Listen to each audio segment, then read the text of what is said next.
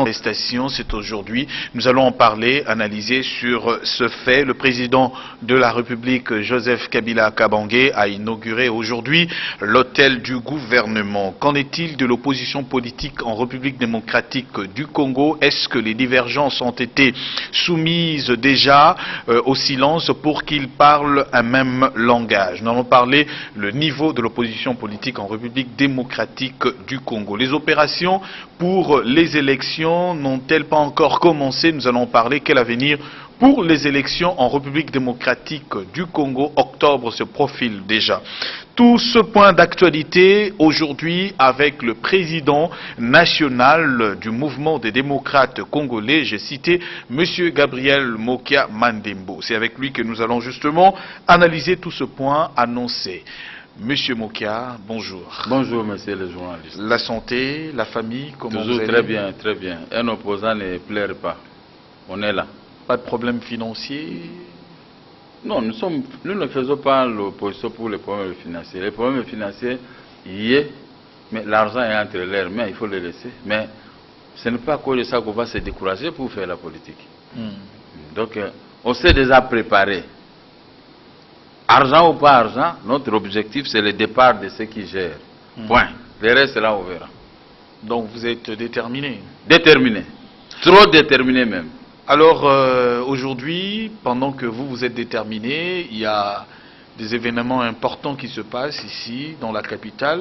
Ouais. Le président de la République a inauguré l'hôtel du gouvernement qui a été construit par le fonds du gouvernement sans aide extérieure. C'est déjà quelque chose à féliciter. Pour l'opposition, c'était un non-événement. Comment ça? C'est ça, on n'a pas à commenter, c'était un non-événement. Tu as dit que c'est l'argent de la République. C'est normal. Si c'est la République qui a financé, pour nous c'est un non-événement. Contrairement à la misère que le peuple est tenté de subir à la cité, pas d'électricité, ça n'a rien à voir avec ça. D'ailleurs, tu n'as même pas vu la population là-dedans. On a certains policiers militaires, femmes militaires et policiers mélangés pour soutenir. Mais la population est restée indifférente. Comment ça? C'est un non-événement, je vous dis. Non, ça n'a rien à voir. Mais sur le point de vue de l'embellissement. Mais nous avons dit, l'opposition des infrastructures. Non, l'opposition dit c'est un non-événement. Donc je crois qu'on peut s'arrêter. On venait quand même d'avoir l'aérogare modulaire, moderne. Je ne sais pas, on verra. Je ne sais pas. Pourquoi vous n'acceptez toujours pas ce qui se fait sur... Mais pourquoi ils n'acceptent pas positive, pourquoi ils n'acceptent pas ce que font les opposants? C'est vice-versa, donc on se sépare là si c'est point. Même si c'est réel, on le voit. Même si c'est que nous demandons, les problèmes des fichiers électoraux, l'enrôlement des anciens mineurs, ça aussi c'est mauvais. Qu'est-ce que ça a à voir avec un bâtiment qui appartient à tous les Congolais? Appartient à tous les Congolais. Oui. C'est l'hôtel du gouvernement. Mais ils nous ont dit qu'ils n'ont pas l'argent. Le bâtiment de la République. Mais c'est un non-événement pour l'opposition politique congolaise. Qui a le vent à poupe pour le moment. Ça, c'est rien, ça, c'est une distraction. Alors, M. Mokia, le président tchadien, Hissène Habré, aujourd'hui s'ouvre son procès. Après autant d'années d'arrestation, quelle analyse on peut faire par rapport à ça? Le président africain. Merci, monsieur le journaliste. L'historique en est que les présidents africains dépendent de l'Europe et de l'Amérique. C'est par là qu'ils puisent leurs forces. Et c'est par là qu'ils reçoivent des dictats, dans les bons comme dans les mauvais sens. Tout dépend de ce que vous donnez à l'Occident, et cela, ça sera conforme avec votre métier au pouvoir. Le président Hissène Habré, il gérait le comité de ceci dans son pays. Lors du renversement de François de Tombalbaye, vers les années 75, parce que le président qui a géré de 62 jusqu'à 75, et il y a eu le président Malou, il a géré le pays Et il s'est formé une sorte de rébellion. Parce que François Ngarta Tombalba a été tué d'une manière vraiment impossible, méchante. Il avait même appelé le maréchal Mobutu. Il dit qu'à cette heure-ci, la nuit qu'on est venu envahir votre maison, donc je ne peux rien faire. Je ne peux pas envoyer une force pour t'aider.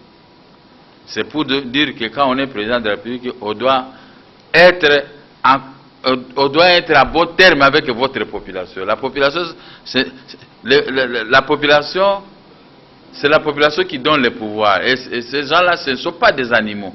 Parce qu'un jour, toi, on peut te rendre aussi la même monnaie, tu deviens un animal à déchirer devant l'opinion nationale et internationale. Et il s'est arrivé le tour de Mohamed. Il a géré le pays et lui aussi il a été renversé par Goukounouédé. Goukounouédé a géré le pays et il a été renversé par Hissène Habré en 1982. Arrivé en 1990, lors du sommet de la boule, parce que j'ai sauté une étape, Goukounouédé a été renversé suite à une rébellion créée par lui-même Hissène Habré, soutenue par l'Occident.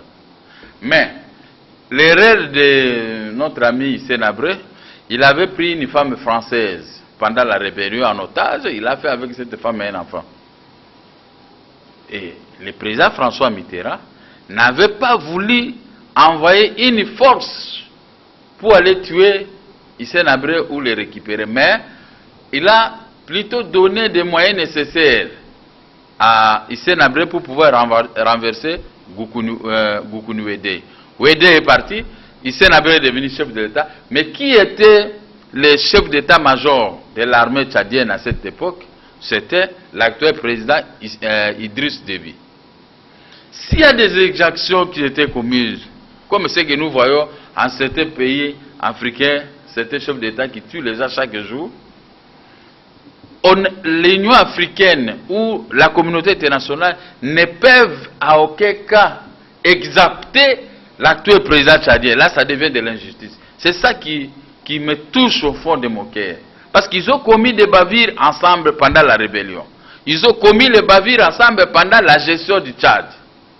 Mais d'où est venu le problème? Il faut que tout le monde le sache. C'est pendant le sommet de la boule. La France a récupéré la fille qui avait fait l'enfant avec Hissène Habré. La Française est retournée en France parce que son mari était devenu chef de l'État. Donc cette fille avait toute la liberté de se promener d'où il veut. Mais pendant ce temps, le président Hissène Habré avait été invité au sommet de la boule en France par Mitterrand, avec tant d'autres présidents africains, y compris le maréchal Mobutu, paix en son âme. Mais à l'intérieur, le président français a dit ceci: l'aide de la France aux pays africains est conditionnée par 1. Le respect des droits de l'homme, 2. Le respect de la démocratie. Chaque chef d'État africain doit prendre le pouvoir par voie des urnes auprès de son peuple. Oui. Mais ceux qui avaient pris le pouvoir par les voies détournées, Hissène Habré a été le premier chef d'État à protester comme ce qu'a fait Blaise Compaoré. Au sorti aux États-Unis, c'est lui qui avait protesté. Nous sommes des pays indépendants, on ne peut pas nous donner des instructions si nous voulons réviser nos constitutions. Lui aussi l'avait dit, le président Mitterrand ne peut pas nous dicter l'aide de la France est conditionnée par le respect de la démocratie dans chaque pays. Non, nous, on n'a pas besoin. Alors, comme toujours, les mouchards ne manquent pas, ils sont allés rapporter les faits correctement auprès du président Mitterrand. Mitterrand, irrité, il a dit, au retour d'Hissène Habré, il a dit que cet homme-là, c'est fini, il n'est plus président de la République, on doit le renverser. Ils ont pris l'actuel président Idriss Déby, on l'a fait traverser jusqu'au Cameroun, à la forêt. Tout en étant chef d'état-major général. Tout en étant, à ce moment, ils venaient de quitter, ils étaient à 3. De là, on l'a fait traverser encore jusqu'en Libye, et c'est Kadhafi qui a géré ces gens pour le former, lui donner d'autres forces, d'autres rebelles appuyés par certains pays de l'Occident. Et maintenant, la France a ouvert le couloir pour, avec l'opération Épervier. Et cette opération a permis maintenant à Idriss Déby de venir jusqu'à N'Djamena, sans l'intervention de la France qui gérait la région. Et Hissène Habré a fui, il est parti se réfugier là où il est maintenant, au Sénégal.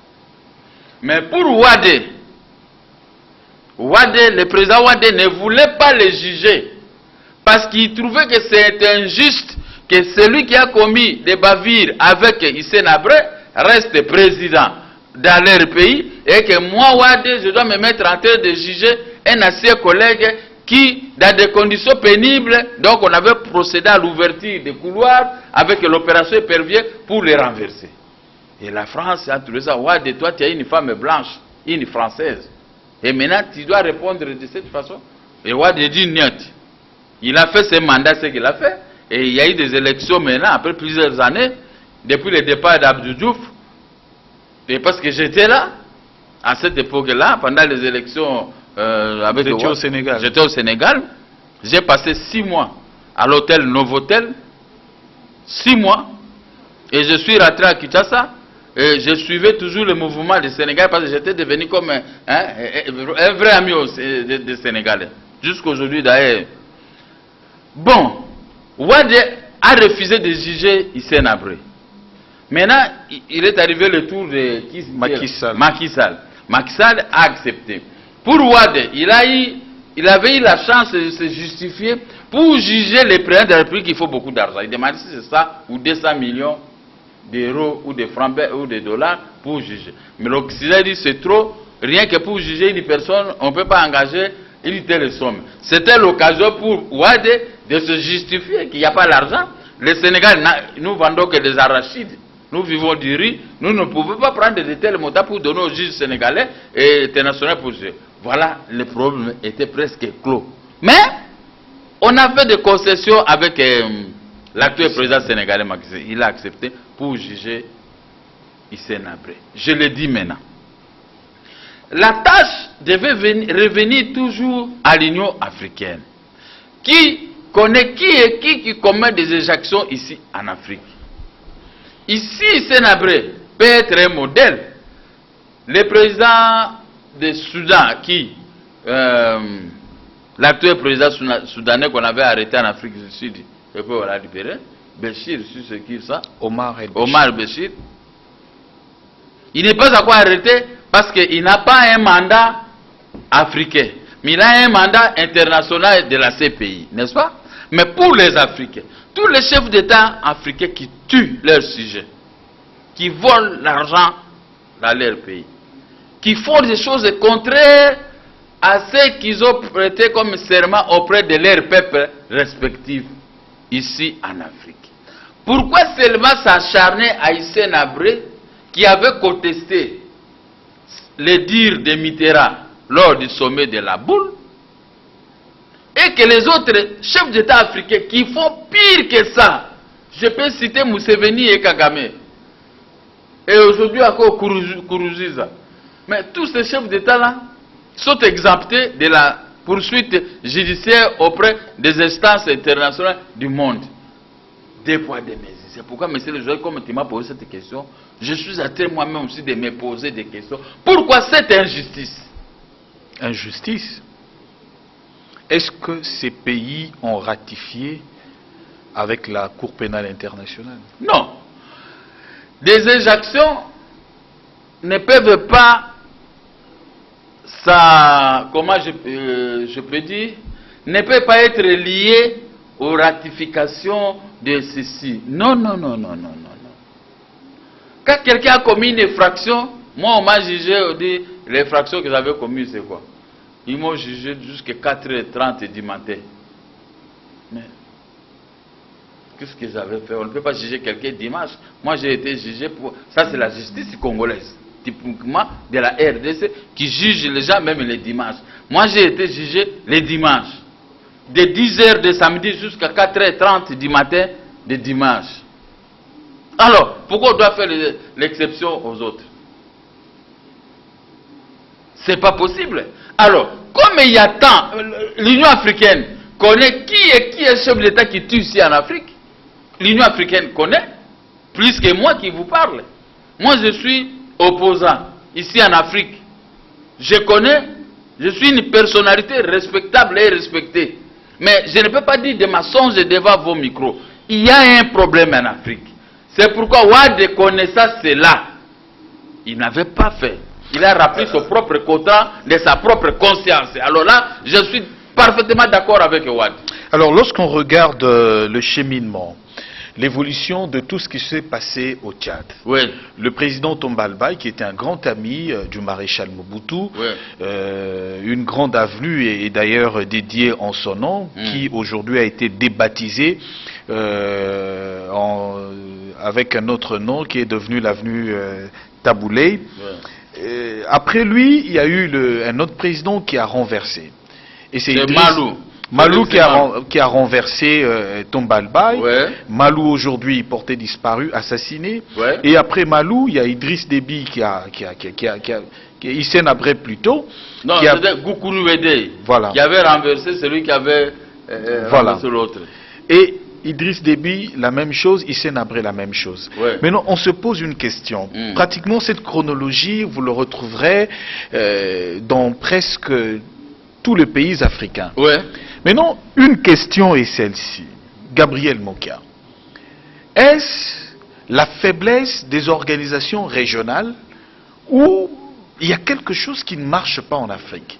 Parce que vous avez dit que l'Union africaine connaît ces dossiers. Ils connaissent. Alors, qu'est-ce qui se passe? Nous avons autant d'organisations sous-régionales, oui, autant d'organisations régionales, c'est-à-dire de l'Afrique. Okay. Mais qu'est-ce qui fait que ces organisations régionales ou sous-régionales n'ont pas autant d'influence sur ce qui se passe? Et pourtant, ils ont rectifié à ce qu'il n'y ait pas de rébellion, que le pouvoir soit pris par de voies démocratiques. J'adhère à ce que vous avez dit, la faiblesse. Je soutiens ce que vous venez de dire, la faiblesse de l'organisation africaine. Et là, alors tout droit au but, c'est l'Union africaine. La faiblesse que vous avez utilisée, c'est l'Union africaine. Pourquoi? L'Union africaine a peur de déranger les intérêts des pays occidentaux qui disposent de chaque pays africain. Donc, il faut laisser l'Occident, que j'aime, et moi je suis de l'Occident aussi. Il faut laisser les intérêts tranquilles. Qu'on pille un pays, comme la RDC, qu'on pille la RDC, qu'on tue la population congolaise, qu'on vole tout ce qu'on veut. L'Occident a la même mise sur ça. Toutes les décisions prises par l'Occident priment sur toutes les décisions des organisations de nos sous-régions. Alors, au vu de ça, que fait l'Union africaine, comme j'avais dit la fois passée? Que peut faire l'Union africaine? L'Union africaine aujourd'hui doit être composée par des gens comme nous. Ah bon? Ah. Comment ça? Ah, ouais, oui. Si je gère 6 mois ou 12 mois, l'organisation de l'Union africaine, avec Gabriel Mokome, je peux tout changer. Même l'Occident va pouvoir me respecter. Bien que nous ne disposons pas des armes sophistiquées, laser ou ceci, comme eux, mais le dire d'un chef d'État, convaincre ces pères africains, je crois que nous pouvons faire marche en arrière pour dire non, oh, assez. Les gens qu'on tue pour les intérêts obscurs ne sont pas des animaux. Messieurs les journalistes, même les animaux, tu n'as pas envie de manger un singe, tu n'as pas envie de manger un poisson comme ça. Le poisson qui est de passage, tu vas seulement tuer pour le plaisir de tuer. Tu as $5 000 dans tes poches. Le poisson là coûte $20. Est-ce que vraiment c'est important d'aller tuer ces poissons pendant que toi-même tu n'as même pas envie, tu n'as pas faim? C'est ce qui se passe dans nos pays africains. On ne peut pas tuer les gens pour le plaisir des autres. Toi, tu ne peux pas m'envoyer pour aller tuer un tel homme pour les intérêts obscurs. Moi, je ne le ferai pas. Nous sommes créés à l'image de Dieu. Si vous aimez Dieu, le même Dieu, il nous renvoie, il faut aimer aussi votre prochain comme toi-même, n'est-ce pas? Mais au lieu de m'aimer comme toi-même, Mais vous allez me tuer, vous allez m'arrêter, vous allez me mettre comme Djomi, comme Mouyambo, parce qu'ils ont dit ceci, et comme tous ces amis auxquels nous sommes en train de déplorer et auxquels nous sommes en train de demander leur libération. Ce n'est pas gentil. Mais nous avons notre papa, notre maman, c'est l'Union africaine. Que fait l'Union africaine? L'Union africaine est devenue oui de l'Occident, oui de la Chine. Ça c'est vous qui le dites quand même. Hein? Oui, avec des preuves tangibles. Oui de Poutine. Mais celui dans le monde qui n'aime pas de dictats, c'est Poutine, le président de la Russie. Voilà l'homme. Ah bon? Ah oui, voilà un homme. Un coup de chapeau. Parce que les dictats conduisent toujours les autres petits pays à l'humiliation et surtout à la violation de la création même de, comment on appelle ça, de l'ONU. Et l'ONU maintenant a lavé les mains, a laissé les pays africains et les pays faibles et les pays de grandes économies au débrouillardise. Même quand il faut déstabiliser l'Ukraine, la Russie est soutenue. Non. Parce que... Je vous raconte encore une chose très importante. Déstabilisation de l'Ukraine. La Russie voit le danger que l'Europe va aller s'ériger aux frontières entre la Russie et l'Ukraine. Vous savez, tout ça, c'était le même pays. À l'époque, les pays de l'Union soviétique. Mais quand les ennemis viennent rester jusqu'à ta porte, ils mettent les bombes, les ceci, comment vous allez vous défendre si provoquer une guerre? C'est pourquoi l'Ukraine était avec Yanukovych, avec la Russie. La Russie dormait tranquillement. Mais avec ceux qui sont là, qui ont pris le pouvoir par une révolution. Mais eux maintenant, ils dépendent de l'Union européenne. Vous croyez que la Russie peut dormir tranquillement? Regardez maintenant, en représailles, Poutine est parti faire des concessions avec Havane. Après le départ de Fidel Castro, Raoul est là. Poutine a fait des concessions avec elle. Poutine a effacé la dette de plus de 28 milliards de dollars dans Havane vis-à-vis de l'Union de la Russie, n'est-ce pas? Comprenez bien mon analyse. Mais pendant la guerre froide, la plus grande guerre froide, avec les saisies de biens de la Russie, et la Russie a fait aussi, elle n'a pas fait de concessions, a fait des répliques. Le président russe a fait un grand voyage auprès de Raoul Castro, avec la possibilité de construire un port qui va accueillir des sous-marins, des gros bateaux, des avions, tout ça, des gros bateaux de guerre, et ceci à la porte des États-Unis. Vous avez vu la précipitation par laquelle le président Obama, directement, en voyant ça, il a proposé la reprise des relations diplomatiques avec Havane. Et la tombée de l'embargo. Tombée de l'embargo, et même les verres fabriqués au Cuba sont maintenant vendus aux États-Unis, ce qui était, et la cigarette, comment on appelle ceux qui prennent la cigare. Les cigares sont achetés maintenant par les Américains. Mais tout ça, il faut féliciter le président russe. C'est grâce à sa clairvoyance, il est parti là-bas, faire des concessions, les États-Unis ils paient. Maintenant, c'est fini. Aujourd'hui, les États-Unis ont déjà déposé leur ambassade auprès des pays de Fidel Castro, et dans quelques jours aussi, le pays de Fidel Castro va aller mettre son ambassade aux États-Unis. Voilà, ça c'est du tic au tac. Mais nous, les pays africains, qui peut être comme Poutine? Je crois personne. Juger Hissène-Habré, oui, mais prenons aussi des chefs d'État qui font pire que Hissène-Habré. Ici au Congo, nous disons, il y a au moins 12 millions de Congolais, 12 millions de morts. Mais ceux qui ont tué ces gens-là, il y a des pays. Mais il n'y a personne.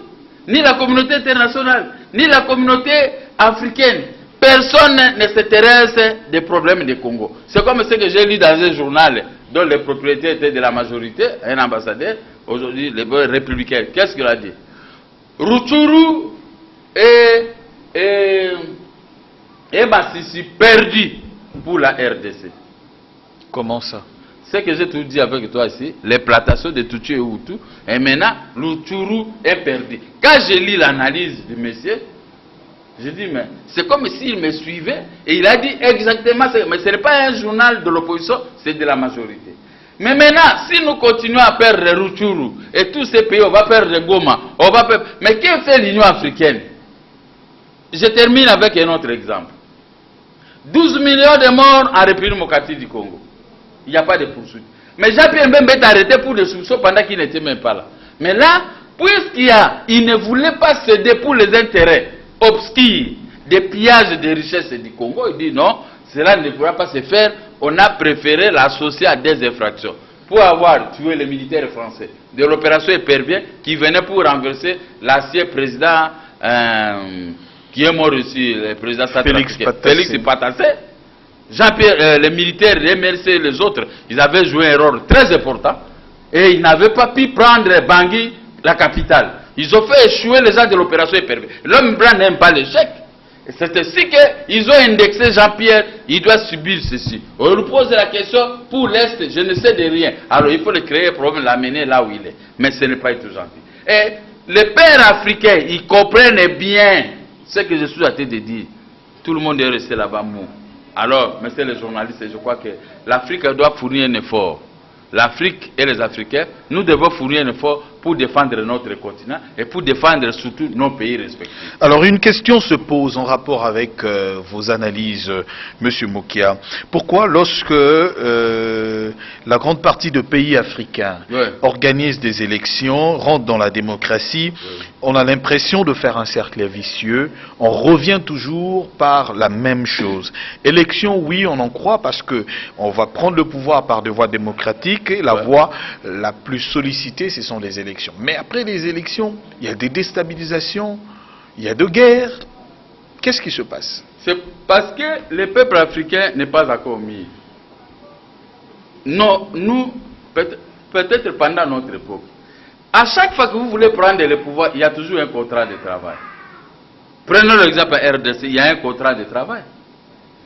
L'article 220, vous prenez, vous faites un mandat renouvelable une fois. Mais arrivé à presque à la fin, pourquoi vous pouvez créer des histoires de dialogue et de ceci pour embrouiller les gens avec tout quoi? Et si ça ne marche pas, vous créez l'hécatombe. Voilà le mal. Donc tous ces chefs d'État africains de cette façon, que vous avez vu, Brazzaville est en train de tromper les opposants. Et les opposants naïfs de Brazzaville, maintenant, ils ont accepté. Kourounzouza, les opposants sont en train de résister. Et Kagame, il a trompé tout le monde qu'on a fait le référendum, je ne sais pas de quelle façon on lui amène un document au Parlement, là-bas. Mais le mandat est de 7 ans, il est presque fait mandat. Pourquoi maintenant y revenir? Le jour où nous allons commencer à respecter les textes, tout tourne autour du respect des textes. Si on vous dit 1 plus 1 égale combien? Égale 2. Mais le jour où nous faisons ici en Afrique, 1 plus 1 égale 3 ou bien égale 4. Voilà le problème. Tous les problèmes africains, ça se résume là. 1 plus 1 égale 3. Et à la fin du compte, vous faites tirer égale 4. C'est ça qui crée les problèmes. Alors, je reviens sur la question des élections ici en République démocratique du Congo. Ouais. Aujourd'hui que le président Joseph Kabila voudrait que nous allions au dialogue, une frange de l'opposition dit non. Mais selon les analyses et la conclusion du président de la République, avec toutes les consultations faites, au moins aujourd'hui plus de 80% de gens consultés, c'est positif pour le dialogue. Alors, vous ne restez qu'une poignée, Monsieur Mukia, vous ne représentez rien. Pourquoi ne pas accepter d'aller au dialogue? C'est comme dit, c'est vrai. Vous avez suivi le discours du président de la République le 30 juin 2015 à Matadi. Donc vous croyez que nous sommes une poignée, au moins une dizaine de personnes seulement qui disent non? Et là-bas, il y a les 70 millions de Congolaises et Congolais ont dit oui pour aller au dialogue. Faites l'inverse. Ce sont les gens des mêmes familles qui disent oui pour aller faire un gouvernement de oui. Mais non. Mais l'UDPS a été consulté. Non, mais a refusé. L'UDPS n'est plus là, laissez l'UDPS tranquille. Comment ça? L'UDPS n'a rien à voir. Pour l'IDPS, on va s'associer à la fin du compte pour renverser le pouvoir et donner le pouvoir à l'un de nous pour remettre en ordre tout ce que soit. Renverser le pouvoir. Oui, pendant les élections. Ah bon? Pendant les élections, on n'a pas besoin de... Si l'IDPS... Mais l'IDPS n'a pas été aux consultations. Mais c'est tout, non? Mais pendant les dialogues, ça sera pareil. Ça sera pareil. Parce que les cerveaux moteurs, c'est les consultations. Vous allez juger qui était là-bas. Tout le monde était là-bas. Mais et les dialogues, on va y aller. Beaucoup de l'opposition étaient là. L'opposition, il n'y a que 8 ou 10 personnes seulement. Ou 6 Comment personnes. ça? Moi, je ne cite pas les noms. Je ne vais plus attiser les faits. Je veux que mes amis de l'opposition, même ceux qui ont quitté, tous ceux qui sont revenus à la maison, nous devons constituer une force pour faire partir ceux qui gèrent très mal. Comme ça, nous allons remettre à cause tous ceux qui sont tentés de faire contre le Congo et faire partir tous ceux qui ont érigé leur boutique d'achat de nos matières premières tout au long de nos frontières. Et les Congolais seront libres. N'est-ce pas? Il n'y a pas question de quelqu'un qui est venu dans ce pays trop pauvre. Quand il arrive au Congo, il devient millionnaire, milliardaire. Pendant que les Congolais eux-mêmes, ils triment, sont tentés de trimer. Même ceux qui ont terminé les études, il y a trop de jeunes gens ou de jeunes filles qui meurent à laisser les diplômes dans les valises et n'ont même pas servi la nation. Alors qu'il y a des postes qui devaient travailler, mais d'autres personnes viennent, d'autres races viennent travailler à leur place. Vous n'avez pas raison sur ce point-là, monsieur le journaliste. Ce n'est pas que vous posez la question pour le compte de notre population. Vous savez, il y a un huissier Tchouaka. Il est aujourd'hui, je suis à la Cour suprême. Mais quand il fit huissier ou greffier à la Cour d'appel de la Gombe, un jour, je suis parti là-bas pour un dossier. Je vois, il a affiché dans les murs: l'injustice crie vengeance au ciel. L'injustice crie vengeance au ciel. Ça veut dire quoi? Moi, je ne sais pas. Mais j'ai imaginé de ma façon. Mais vous ne lui avez pas posé la question. Je ne peux pas lui poser la question. Moi-même, j'ai lu, j'ai compris. De la même façon qu'il a écrit, mais moi-même, j'ai compris que ce qui crée le désordre sur terre, cette injustice, c'est Dieu lui-même qui va se venger contre ces injustes-là sur terre. Pour lui, il a compris. Après, on l'a foutu là, on l'a mis à la Cour suprême de justice. Je ne sais pas si son papier, parce que je n'ai jamais été là, son papier est toujours là-bas, au niveau des greffes de la Cour d'appel de Kinshasa-Gombe. Voilà. Cela signifie quoi? Vous êtes au pouvoir. Vous avez reçu mandat. Vrai ou faux? Que ce soit des pénaltys ou imaginaires ou quoi. Mais vous avez un mandat, ok, vous êtes traité d'exercer. Mais à la fin de compte, il faut partir. Tel n'est pas le cas pour des chefs d'État africains, surtout de la sous-région. Kourouza, il a reçu mandat 2 fois. Maintenant, il va faire renouvelable 3 fois. De sa façon, il y a des morts. Comment nous pouvons considérer tous ces chefs d'État africains? C'est-à-dire que quand ils étaient dans les bas de l'école, c'était des grands tricheurs. C'est-à-dire que quand ils partent dans des églises, ils ne s'adressent pas à Dieu, ils s'adressent au diable. Mais ils sera que des simples figurants, oui. Comment ça? Parce que moi, mon cas, j'ai reçu mandat 1 fois, renouvelable 1 fois. Vous n'avez pas le droit de juger les gens. Mais je juge ce que je vois. Comment? Écoutez, ne faites pas comme un acteur de théâtre camerounais. Kaka, on l'appelle Jean Kaka aussi, c'est quoi, je ne sais pas. Jean-Michel Kaka. Jean-Michel Kaka. On lui pose la question, qu'est-ce que vous vendez, vous? Il a dit quoi? Moi, je vends. Ce que je vois, je vends. Ce que je ne vois pas, je ne vends pas. Mais c'est ce que vous voulez nous amener comme l'exemple de Jean-Michel Kaka. Hein? Alors, quand je vois le pouvoir, j'exerce. Même s'il y a quelqu'un d'autre où il y a une loi, je fais semblant de ne pas voir la loi, moi j'exerce toujours le pouvoir. Jusqu'à ce qu'on va me renverser même par la force. Un homme normal ne peut pas raisonner de cette façon, comme Jean-Michel Kaka. C'est ça qui tue maintenant l'Afrique. La dernière question, Monsieur Moukia. Aujourd'hui, nous avons des contraintes. Il est bien entendu que le calendrier proposé par la CENI avec différentes opérations n'ont pas encore trouvé gain de cause, bien sûr, ces opérations.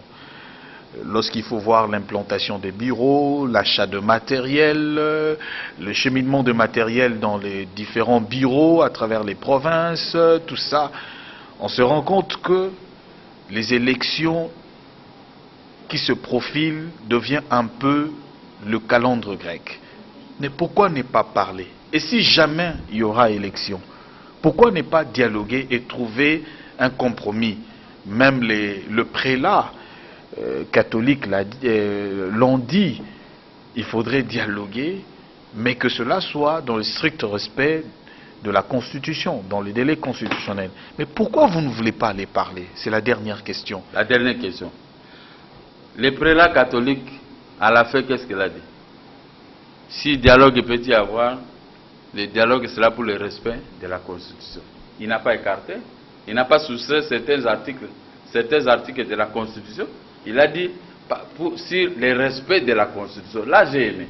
Il a été clair. C'est pourquoi j'avais dit que je ne peux pas critiquer les hommes de Dieu qui étaient partis voir le président de la République. Mais parce que les mots, la petite phrase là, pour le respect de la Constitution, cela m'a donné l'espoir qu'on doit respecter la Constitution. Et chacun de nous lit la Constitution et comprend la Constitution. Alors, l'autre partie, vous dites qu'il y a eu, s'il y a des contraintes, les 23 ou 24 contraintes, n'est-ce pas? Le plus grand, c'est les 1,5 milliard que la CENI demande pour l'organisation des élections. Mais qui a fait sortir le calendrier global? Ce n'est pas la même CENI. Mais en élaborant le calendrier, il n'avait pas eu l'idée d'avoir de certitude qu'aujourd'hui, nous avons déjà l'accord du gouvernement de nous donner plus de 2 milliards de dollars dans les 9 milliards du budget pour pouvoir organiser les élections. Mais quand la CENI élabore un document uniquement pour plaire à l'opposition, plaire aux Américains et couvrir le gouvernement qui ne voulait pas, mais ça devient de la mascarade, ça c'est de l'escroquerie.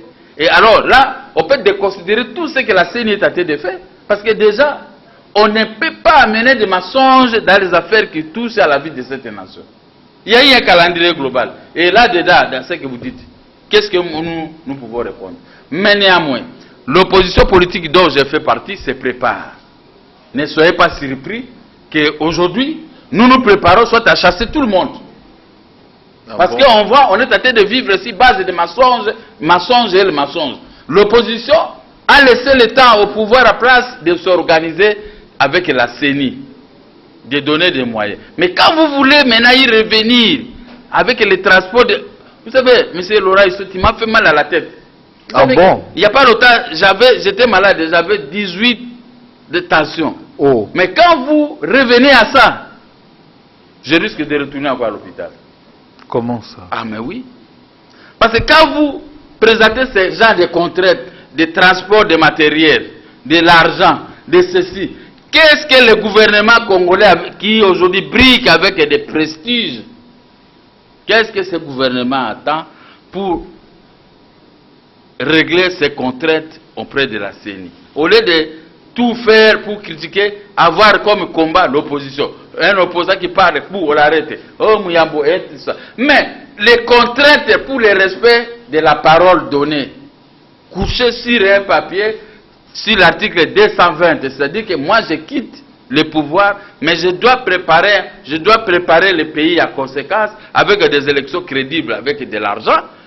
Je pars, je fais la remise et reprise avec celui qui va venir, comme ça je serai respecté partout dans le monde. Mais quand vous revenez sur les contraintes, trompées, c'est-à-dire que ce sont de la tromperie, on le fait sciemment, de ne pas organiser les élections crédibles pour qu'il y ait chaos.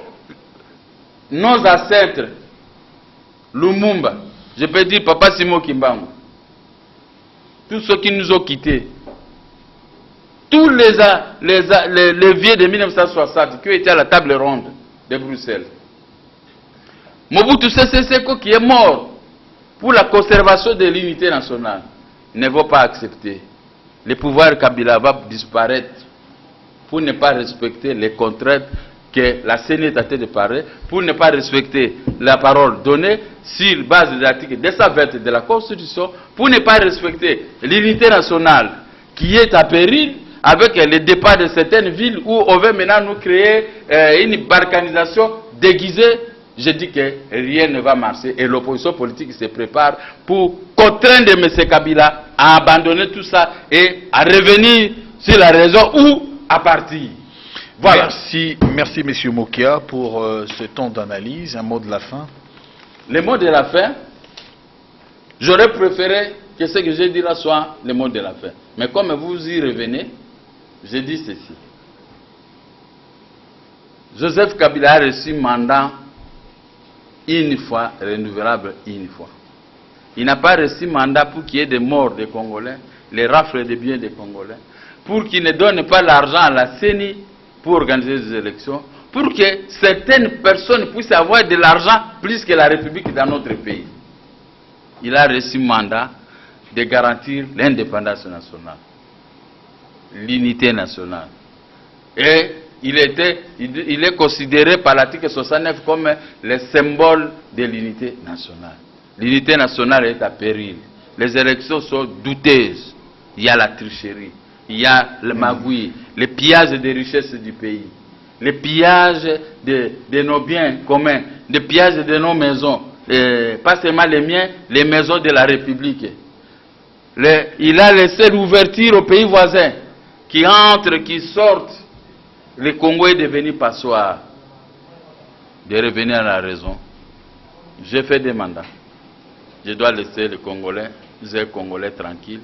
Choisir, c'est choisir un chef qui doit faire mieux là où moi j'ai travaillé, comme vous avez parlé d'inauguration, de ceci, des regards,